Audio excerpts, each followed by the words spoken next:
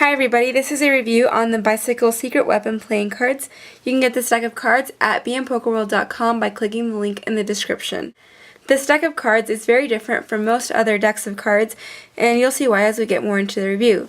But let's start by looking at the box. It's very simple. It says Secret Weapon, Bicycle Ace of Spades by the U.S. Playing Card Company. The sides are blank, and the bottom has some copyright information on it.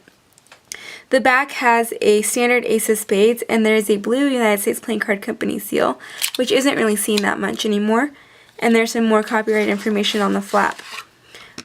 So with this deck, there is only one card that is different in the entire deck, and that's this card right here. On one side, this card says the same thing as the front of the box, and the other side has a few paragraphs on the history of this deck. The rest of the cards are blue rider backs with Ace of Spades on the faces. So why did the United States Playing Card Company print this deck? Well, during the war in Vietnam, the U.S. troops used the Ace of Spades as a symbol for death and ill fortune. So they used the Ace of Spades as a kind of psychological weapon. And in 1966, two lieutenants asked the United States Playing Card Company to print decks that had all Ace of Spades. And the Secret Weapon deck is a reprint of that deck. So for practicality of use, I mean, you can't really use this deck of cards in a card game.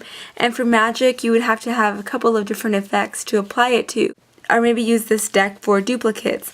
I think that this deck is best for collectors, especially those that like the history behind the decks. Because, you know, a lot of decks are just decks that someone decided to draw up and print.